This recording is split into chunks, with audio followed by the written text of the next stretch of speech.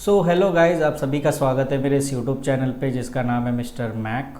और जैसा कि आप सभी को पता है, मैं आपके लिए बिज़नेस लॉ की वीडियोस अपलोड कर रहा हूँ। ये सेम डायलॉग यार बार बार वीडियो में डालना पड़ रहा है, खैर आदत से मजबूर है हम।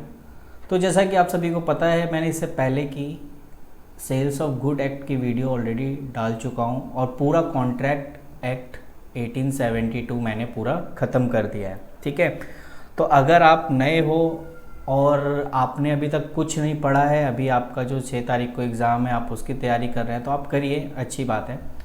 लेकिन उसके बाद अगर आपने, क्योंकि 11 तारीख को अगर आपका इसका एग्ज़ाम है, तो ओबियसली कहीं ना कहीं आपके पास 5 दिन बचते हैं। तो आप उस 5 दिन में क्या रिवीजन करोगे, कैसे रिवीजन करोगे, उसके लिए आपको बस प्लेलिस्ट में जाके जितनी भी मैंने वीडियोज़ है, टोटल 12 वीडियोज़ डाल रखा है और ये 13वीं वीडियो बना रहा हूँ मैं, जो सेल्स ऑफ गुड एक्ट को ख़त्म कर देगा। अगर आपने 12 की 12 वीडियो भी अगर आपने देख ली तो आप पास हैं, और पास के साथ साथ आपके अच्छे मार्क्स भी आ जाएंगे। ठीक है ना। तो इसीलिए आप ज़्यादा देर तो मत करो, क्योंकि ऑलरेडी आप बहुत लेट हो चुके हो। बस आप कॉपी पेन लेके वो हाईलाइट सारी चीज़ें जो है वो अपनी कॉपी में लिख लो, ताकि एग्ज़ाम के टाइम हम उस चीज़ को कर सकें। तो जैसा कि इसमें आज का जो हमारा टॉपिक था, क्योंकि आज का टॉपिक जो मेन डिपेंडेबल है वो है कंडीशन एंड वारंटी। इसके बीच डिफरेंस आ जाता है कि कंडीशन एंड वारंटी के बीच क्या डिफरेंस है। तो चलिए आज इस वीडियो में ये भी क्लियर कर लेते हैं और साथ साथ इस टॉपिक को भी हम ख़त्म कर लेते हैं कि इसमें क्या था। तो आज की जो टॉपिक प्रॉपर हम करें वो है कंडीशन एंड वारंटी। तो अब इसमें क्या होता है, कंडीशन में क्या होता है एंड वारंटी में क्या होता है, ये सारी चीज़ें यहाँ पर देखते हैं। तो according to section 12, condition is a stipulation essential to main purpose of the contract, the breach of which given rise right treat the contract or repudiated. मतलब कहीं ना कहीं आप ऐसा देख सकते हो कि कंडीशंस जो होती हैं वो एक तरीके से आप कॉन्ट्रैक्ट करते समय आपके सामने कुछ कंडीशंस रखी जाती है, और अगर उसमें आपका यानी कुछ जो मेन पर्पस जो उसका काम का था, अगर वो आपने उस कंडीशन को तोड़ दिया तो कहीं ना कहीं आप उस कॉन्ट्रैक्ट को तोड़ सकते हो। तो इसमें जो कुछ कंडीशंस वगैरह लगाई जाती है वो इसी से रिलेटेड होती है। अब वारंटी में अगर हम बात करें तो warranty is the stipulation collateral the main purpose of the contract and the breach of which give it to raise the claim for damages but not the right to reject the goods and trade the contract। ठीक है ना। यानी कह रहा है कि the warranty में क्या होता है, वारंटी में अगर कोई सामान आपने ख़रीदा, अभी मैं आपको एग्जांपल के साथ भी प्रॉपर समझाऊंगा तो आपको और क्लियर हो जाएगा कि आपने कोई सामान ख़रीदा और सामान खरीदने में अगर आपको उसमें कोई गुड्स ख़राब निकल गया तो ओबियसली इसका आपको डैमेज क्लेम दिया जाएगा, but not the right to reject the goods. लेकिन उस गुड्स को रिजेक्ट नहीं किया जाएगा, आपको उसके डैमेजेस मिल जाएंगे। ठीक है ना, कॉन्ट्रैक्ट ख़त्म नहीं होगा। आपको मैं एक एग्जांपल के साथ यहाँ पे शो करता हूँ कि जैसे सपोज़ करो, क्योंकि आपको एग्जांपल ना समझ में आया तो फिर कहीं ना कहीं दिक्कत आ सकती है कि इसमें क्या फ़र्क है। कह रहा है A goes to be a horse dealer. ठीक है ना, ए जो है बी के पास गया जो कि एक हॉर्स डीलर है, एंड से, और उसने कहा I want horse which can run at a speed of 40 mph। ठीक है, तो the horse dealer point out the particular horse. अब यहाँ कंडीशन लगा दी ना, यानी सामने वाला जो है ए जो बी के पास गया जो कि हॉर्स डीलर है, उसके पास एक कंडीशन रखी कि देखो भाई मेरे को एक हॉर्स खरीदना। देखो अगर मैं सिर्फ बोलता मेरे को घोड़ा खरीदना है तो मुझे कोई फ़र्क नहीं पड़ता, चाहे वो रेस वाला घोड़ा हो या आप जो रोड पे घूमता फिरता रहता है शादी वादी के लिए वो वाला घोड़ा हो। अगर मैंने घोड़ा बोला है तो ऑब्वियसली कहीं ना कहीं उससे रिलेटेड है। तो यहाँ पर साफ कंडीशन बोल दिया कि देख भाई मुझे जो हॉर्स चाहिए वो स्पीड वाला चाहिए, रनिंग वाला चाहिए, जिसके 40 पर आवर हो, पर PH जो भी है। The horse dealer point out the particular horse and से दिस विल शू यू। ठीक है ना, विल शूट यू, यानी वो आपको दिखा रहा है। तब by the horse later on, बाद में फिर उसने उसे खरीद लिया। मतलब उसने उसे पहले उसी के रिगार्डिंग जो उसने कंडीशन रखी थी कि ये होना चाहिए, उसने उसे दिखाया और फिर बाद में ए जब सेटिस्फाई हो गया तो उसने घोड़े को खरीद लिया। A find that the horse can run only 30 ampere, लेकिन बाद में पता चला कि घोड़ा जो है 30 एमपीएच ही दौड़ता, जबकि उसकी रिक्वायरमेंट थी 40 एमएच। तो यहाँ पे कंडीशन जो थी वो तो फुलफिल हुई नहीं, क्योंकि कंडीशन तो 40 एमपीएच की थी। तो कह रहा है this is a breach of condition, ये जो है ब्रीच ऑफ कंडीशन है, because the stipulation made by the seller from the very basis of the contract. अब आपको शायद समझ में आ गया हो कि कंडीशन क्या होता है। तो यही लाइन यहाँ पर लिखी हुई थी कंडीशन की, कि condition is a stipulation essential to the main purpose of the contract. ठीक है ना, कि जब हम कोई कॉन्ट्रैक्ट करते हैं उसमें जो मेन पर्पस था, जो मेन पॉइंट था, उस पर फोकस करना। The breach of which give the raise the right to treat the contract the, तो कहीं ना कहीं फिर उस कॉन्ट्रैक्ट को तोड़ सकते। तो कहीं यहाँ पर इसमें क्या हुआ है हम ये देख सकते हैं। अब ये तो हुआ कंडीशन वाला एग्जाम्पल, कि ये तो कंडीशन है कि जो जो कंडीशन है। अब वारंटी का एक क्या एग्जाम्पल है, अब इसी में ही देखो कि इसमें कुछ ना कुछ चेंज किया है। क्या चेंज किया, देखो कह रहा है A goes to be a horse dealer and I want to horse, ये पूरा ऊपर की कहानी थी। The dealer show him a horse and say it can at a speed of 40 mph। ठीक है ना, देखो वहाँ पर ऊपर वाले में तो ए ने अपनी तरफ से कंडीशन रख दिया था कि देखो ये जी 40 mh का मेरे को घोड़ा चाहिए भाई। अब यहाँ पर ए कुछ नहीं बोला, बस वो डीलर के पास गया और उसने कहा कि भाई मेरे को एक घोड़ा चाहिए, I want a good horse. ठीक है ना, एक अच्छा सा घोड़ा मेरे को ला के दे दीजिए। तो जो डीलर है वो उसे डिफरेंट टाइप के दिखा रहा है और कह रहा है कि देखिए सर ये घोड़ा है जो कि 40 mph दौड़ता है, इसकी स्पीड है। तो ए ने उसे खरीद लिया। Later on A find that the horse can run only 40। अब देखो यहाँ पर सामने वाले ने जो वारंटी दी थी कि भाई ये 40 दौड़ेगा, ठीक है, और बाद में अगर 30 दौड़ रहा है तो ये जो है ये इसे कहेंगे द ब्रीच ऑफ वारंटी। ठीक है, यहाँ पे ब्रीच ऑफ वारंटी है, क्योंकि यहाँ पर जो है जो डीलर था यानी जो सेलर था उसने एक वारंटी दी थी कि भाई ये जो घोड़ा है 40 mph दौड़ेगा, लेकिन दौड़ा 30। और ऊपर वाले में जो ए था वो पहले ही उसके सामने ये कंडीशन रख देता है कि भाई मेरे को वही घोड़ा दिखा जो 40 mph दौड़े। ठीक है, तो ये फ़र्क होता है इसमें और इसमें। आई होप आप इससे समझ गए होंगे। और अगर इस बुक में डिफरेंस बिटवीन नहीं है तो मेरे ख्याल से आपको जो है गूगल सर्च करके कि difference between condition and warranty, ये आप सर्च कर लीजिए और इनके बीच का जो डिफरेंस है वो आप अपनी कॉपी में नोट कर लो। ये बहुत ही एग्ज़ाम के पॉइंट ऑफ व्यू से इम्पॉर्टेंट है। और इसमें क्या ऐसा टॉपिक मुझे कराना चाहिए, हाँ, कह रहा है इम्प्लाइड ऑफ वारंटी सेक्शन 14। कह रहा है कि implied condition of the warranty, implied condition and warranty. तो इम्प्लाइड वारंटी क्या होता है, the buyer must get a quiet position. ठीक है, कह रहा है in a contract of sale of goods there is a implied warranty that the buyer shall have the enjoy the quiet position of the goods. जैसे example, A had given his bicycle on hire for a period of 10 days to be. ठीक है ना, कि ए जो है वो bicycle जो है ऑन हायर किया 10 दिन के लिए। ठीक है ना, soon after A sold it C without disclosing him that B's was entitle to use the bicycle. सीधी सी बात है, आप किसी से हायर यानी कुछ 10 दिन के लिए आपने कोई बाइसिकल लिया और फिर आपने क्या किया, उस बाइसिकल को किसी थर्ड पर्सन को बेच दिया। ठीक है ना, तो कह रहा है B was entitle to use the bicycle account the hire agreement. B claim the bicycle from C. C position are disturb, he is entitle to damage from A. ठीक है ना, ऑब्वियसली डैमेज तो होगा यहाँ पर कहीं ना कहीं। ठीक है ना, तो ये आप इसमें से पढ़ सकते हैं। तो इसमें और कुछ ऐसे कुछ ज़्यादा चीज़ें नहीं हैं आपको बताने के लिए, बस आप ये ध्यान रख दें कि कंडीशन एंड वारंटी में क्या फ़र्क होता है वो आपसे पूछ लेगा। ठीक है,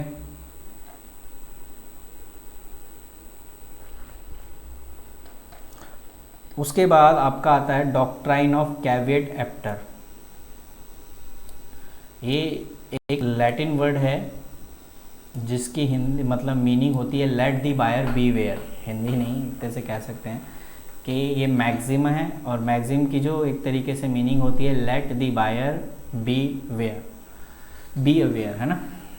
ठीक है, कि जो खरीदने वाला इंसान है उसे भी थोड़ा सा सतर्क रहना चाहिए कि अगर सामने वाला अगर आपको मूर्ख बना रहा है तो आप कैसे पहचानोगे कि वो मूर्ख बना रहा है। भाई आपको भी थोड़ा सा सतर्क रहना चाहिए, आँख बंद करके थोड़ी कि कुछ भी खरीद लो। तो यही इसका मतलब होता है, और आपसे शॉर्ट नोट्स में पूछ लेता है कि explain the doctrine of caveat emptor, ठीक है ना। तो इसमें क्या होता है कि इसमें कह रहा है according to this doctrine caveat emptor is the duty of the buyer to be carefully purchase of goods and requirement and the absence of any form of buyer, ठीक है ना। तो फिर उसके बाद the seller is not bound to disclose every fact in the goods he may be concerned। अभी यहाँ पर कि ज़रूरी नहीं कि सेलर सारी बातें आपको बताएगा, आपको थोड़ा सा खुद भी सतर्क होना चाहिए, और आपको जो लगे कि ये चीज़ इसमें है तो आप पूछिए। और जब आप खुद ही सतर्क नहीं है तो कहीं ना कहीं फिर दिक्कत आ सकती है, ठीक है। इसीलिए जब हम कहीं शॉपिंग करने जाते हैं, कोई सामान खरीदने जाते हैं, तो हम उसको पहले यानी किसी ऐसे इंसान को अपने साथ ले जाते हैं जिसको उसके बारे में नॉलेज हो, ताकि जब हम उसके शॉप पे जा सके तो उससे वो सारे क्वेश्चन पूछ सके जो उससे पूछने चाहिए, और जब हम सेटिस्फाई हो जाए तब हम उसे खरीद लें। तो कहीं ना कहीं ये जो एक संकेत दे रहा है वो इस बात का दे रहा है कि हमें जो है बी अवेयर होना है, यानी हमें एक सही से समझ होनी चाहिए, हमारी एक ड्यूटी है कि हम जो भी कोई सामान खरीदें तो केयरफुली खरीदें, ठीक है। ओके, तो अगर क्या हो कि एक्सेप्शन है यहाँ पर, लेकिन कुछ एक्सेप्शन है कैविएट एप्टर के, वो क्या क्या एक्सेप्शन है वो यहाँ देख लेते हैं। पहला कह रहा है कि where the seller make a misrepresentation. देखो अगर सेलर से ही अगर मिस रिप्रेजेंटेशन हुआ है, अब मिस रिप्रेजेंटेशन क्या होता है अगर आपको नहीं पता है तो आप मेरी प्रीवियस वीडियो में जाके देख सकते हैं, ठीक है ना, उसमें मैंने पूरे तरीके से एक्सप्लेन कर रखा है। तो मिस रिप्रेजेंटेशन का मतलब एक नॉर्मल सा आप ये देखिए कि सेलर जो है उसको लगा कि ये ठीक है, बट एक्चुअली में वो ठीक नहीं था, ठीक है। कि मैंने उससे बोला कि भाई मेरे को जो है सैमसंग का फ़ोन दे दे, ठीक है। तो एक पैक था फ़ोन, बट उसे लगा कि सैमसंग का फ़ोन है, लेकिन वो सैमसंग का फ़ोन नहीं था, लेकिन उसने मुझे वो फ़ोन दे दिया जबकि मैंने उससे सैमसंग का फ़ोन मांगा था। तो मिस रिप्रेजेंटेशन नाम से ही पता चला, मिस रिप्रेजेंटेशन, मिस मतलब एक तरह से गलती से रिप्रेजेंट कर देना, ठीक है ना। तो अगर सेलर का यहाँ मिस रिप्रेजेंटेशन है तो बायर यहाँ पे कोई जो है लाइबल नहीं होगा, तो उसमें तो फिर तो सेलर की रिस्पॉन्सिबिलिटी बनती है कि वहाँ पे क्या। और दूसरा पॉइंट कह रहा है where the seller make a false representation. अब कहीं ना कहीं या फ्रॉड, अगर सेलर ही फ्रॉड कर रहा है तो वहाँ पर फिर बायर जो है कहाँ से उस चीज़ से बच पाएगा। तो उस केस में भी जो है बायर के पास राइट हो जाएगा कि भाई वो क्लेम कर सकता है, मतलब क्लेम ले सकता है सेलर से, ठीक है, या कॉन्ट्रैक्ट ख़त्म करते हैं, दोनों में से एक। Where the goods are purchase by description and they do not correspond with the description. Description में जो जो बातें लिखी हुई थी उसके बिहाफ पे उसने कोई गुड्स खरीदा, लेकिन वो चीज़ उसमें थी नहीं। जैसे हम ऑनलाइन शॉपिंग खरीद करते हैं साइट्स वगैरह पे, तो आप देखते होंगे डिस्क्रिप्शन में यही बातें लिखी होती है, और अगर आपको लगे कि वो डिस्क्रिप्शन में जो बातें लिखी और आपके पास जो सामान आया है और फिर आपने चेक किया कि उसमें वो डिस्क्रिप्शन में वो सारी चीज़ें मैच हो रही है कि नहीं हो रही है, अगर नहीं हो रही है तो फिर आपको वापस करना पड़ेगा, ठीक है ना। आप वापस ही करोगे ऑब्वियसली, क्योंकि आपके पास वो मैच नहीं हो रहा है। तो फिर उस केस में जो सेलर है वो सामान पे वापस भी कर लेगा, और उसके रिगार्डिंग अगर कोई चीज़ है तो फिर वो दूसरा भी उसमें रिप्लेस कर सकता है। तो ये सारी चीज़ें होती है इसमें, एक बार आप पढ़ लेना, ठीक है ना। और ये कह रहा है where the goods are bought by the sample. अगर कोई गुड्स एज अ सैंपल खरीदा गया है तो उस पर ये कैविएट एप्टर अप्लाई नहीं होता, ठीक है। तो ये कह रहा है where the goods are both by the sample the doctrine of caveat emptor does not apply if the bulk does not correspond with the sample, ठीक है ना। तो ये कुछ पॉइंट्स हैं, आप इसके कुछ पॉइंट्स पढ़ लीजिए, बहुत ही ईजी है और एक एक लाइन में आपको समझ में आ जाएंगे, इसलिए मैं इसमें ज़्यादा डिस्क्राइब नहीं करूँगा। तो उसके बाद है, ये भी इम्पॉर्टेंट क्वेश्चन है और मेरे ख्याल से ये एक लास्ट ही है क्या, बड़ा लंबा चौड़ा वीडियो तो नहीं जाएगा, मैं एक बार चेक कर लेता हूँ। ये पॉइंट है आपका कि essential contract of sales of good X, sales of goods के लिए क्या क्या एसेंशियल एलिमेंट होने चाहिए। पहला, कम से कम 2 पार्टी होना चाहिए, जो कॉन्ट्रैक्ट में भी वैलिड था कि जब हम किसी को सेल या परचेज कर रहे हैं तो मिनिमम तो 2 पार्टी होनी चाहिए। दूसरा, उसमें गुड्स होना चाहिए जो आप ट्रांसफ़र कर रहे हो यानी जो सेल कर रहे हो, और उसमें ओबियसली प्राइस कंसिडरेशन होना चाहिए कि कितने का आपने उसे बेचा है, एंड जनरल प्रॉपर्टी होनी चाहिए, ठीक है ना। ट्रांसफर ऑफ, ये क्या है, in a contract of sale the object is a transfer general property from the seller to the buyer. अब जनरल प्रॉपर्टी क्या होता है, in a general property the goods are different from special property in a goods, ठीक है। तो ये सारी चीज़ें इसमें शामिल होती हैं, तो आपने यहीं तक ही लिखना है, इससे ज़्यादा नहीं। तो ये कुछ है जो पॉइंट आपने इसमें देखने हैं। ओके, तो ये आपका पॉइंट था जो कि आपके एग्ज़ाम के पॉइंट से था, वो भी आप उसे लिख सकते हो। अब ये वाला जो पॉइंट है, ये लास्ट टॉपिक है इस चैप्टर का, और ये चैप्टर आपका फिनिश है। Transfer of property in a contract of sale of good. Transfer of property क्या होता है कि ट्रांसफ़र ऑफ प्रॉपर्टी में जब हम कोई किसी को सामान बेच देते हैं तो सामान बेचने के साथ साथ अपनी जो एक तरीके से उसका नाम है वो अब शिफ्ट हो गया दूसरे वाले, यानी मैंने अपने ऑनरशिप ट्रांसफ़र कर देते हैं दूसरे को, ठीक है। मैंने अगर आपको कोई सामान बेचा, बदले में आपसे पैसा लिया, तो अब उस पर मेरा कोई ऑनरशिप राइट नहीं है, अब सामने वाले का उस पर राइट है। तो जैसे ये लिखा है, A sell 200 maunds of wheat out of total 600 maund store in the warehouse and give a delivery to order B the purchaser, ठीक है। ए सेल किया 200 maund wheat out of total 618 maund store जो warehouse में पड़ा हुआ था 618, उसमें से सिर्फ 200 बेचा, और किसको बेचा, बी को, जो कि एक purchaser. Directing to warehouse man to deliver 200 wheat of to B, और वहाँ का जो वेयर हाउस मैन था उसको हमने बोला कि भाई ये 200 जो है मुझसे जो ट्रांसफ़र कर दो 200। तो B loads the delivery of order with the warehouse man to no transfer of property take a place from A to B so far quantity sold him concerned because the goods were uncertain. For consideration of problem, transfer of property can be divided broadly two. तो देखो यहाँ पर कह रहा है कि अगर हम नॉर्मली बात करें कि अगर no transfer of property in a goods, section ही कह रहा है no transfer of property in a goods can be place where the seller और buyer unless until there as certain, ठीक है ना। प्रॉपर अगर ढंग से डिटेल नहीं बता रखी है तो यह कहीं ना कहीं दिक्कत हो सकती है। तो यहाँ पे कह रहा है be load the delivery order with the warehouse man to no transfer of property take a place from the A to B so far the quantity to be sold him concern because the goods are were uncertain. तो कह रहे ये वाली कहानी भी इतनी नहीं, यहाँ से आप देखो कि इसे जो है ट्रांसफ़र ऑफ प्रॉपर्टी को 2 भागों में बांटा गया है।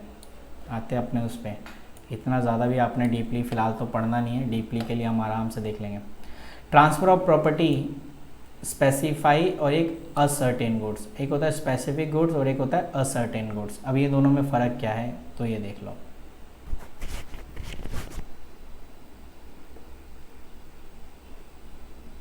स्पेसिफिक या ascertain good the property in them shall pass from the seller to the buyer when the party has intent to the pass, ठीक है। वही ऑनरशिप ट्रांसफ़र करना मेरे से आपके पास चला गया क्योंकि आपने उसे ख़रीदा है, तो ओबियसली वो चीज़ आपके पास आ चुकी है, ठीक है। Okay, sorry for voice disturbing.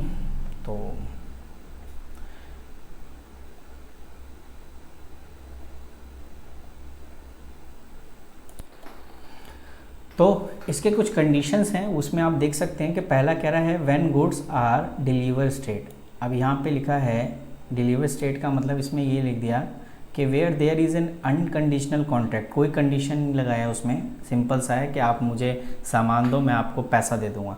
तो उस केस में जहाँ जैसे ही कंसिडरेशन पेमेंट हो जाएगी मैं आपको सामान दे दूँगा, देन डिलीवरी वहीं पे ऑनरशिप एट अ टाइम चला गया, ठीक है ना।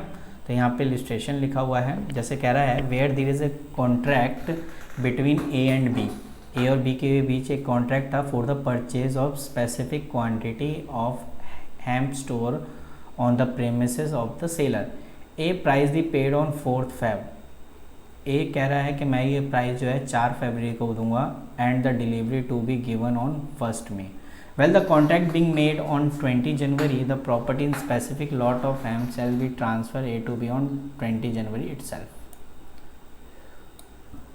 अगर यहाँ पे बोला है कि भाई वो 4 फ़रवरी को देगा और इसने प्रॉपर्टी जो है 20 जनवरी को दे दी, तो ऑब्वियसली यहाँ पर ये जो है A टू B के बीच 20 जनवरी को जो कॉन्ट्रैक्ट है ये वैलिड माना जाएगा, ठीक है ना।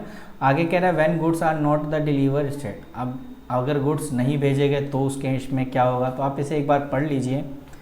और when goods are measure ETC, ठीक है, ये भी पॉइंट्स आप इसमें देख सकते हैं कि इसमें मेजर की दिक्कत हो सकती है, ठीक है। काउंट जितना उसने बोला था, जो भी क्वांटिटी वगैरह उसके हिसाब से। Transfer of property in uncertain goods, ठीक है, इसे भी आप थोड़ा सा आप पढ़ लें, जो कि आपके एग्ज़ाम के पॉइंट ऑफ व्यू से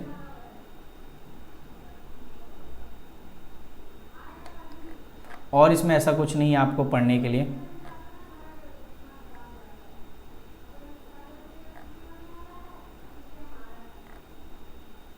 तो आप ये पढ़ सकते हो, आपके एग्ज़ाम के पॉइंट ऑफ व्यू से जो इम्पोर्टेंट था वो ऑलरेडी मैंने बता दिया है। तो ये आपका सेल्स ऑफ गुड एक्ट ख़त्म हो गया है। नेक्स्ट क्लास में हम LLP के बारे में पढ़ेंगे, लिमिटेड लायबिलिटी पार्टनरशिप के बारे में, लिमिटेड लायबिलिटी पार्टनरशिप के बारे में पढ़ेंगे, जो कि यूनिट 4 से बिलोंग कर रहा है, ठीक है। तो खैर मैं पूरी डिटेल में इसलिए नहीं करा रहा हूँ क्योंकि कहीं ना कहीं अगर मैं पूरी डिटेल में कराने लगा वीडियो तो फिर तो 4-5 पार्ट में बनेंगे, ये मैं पहले ही आपको बता रहा हूँ।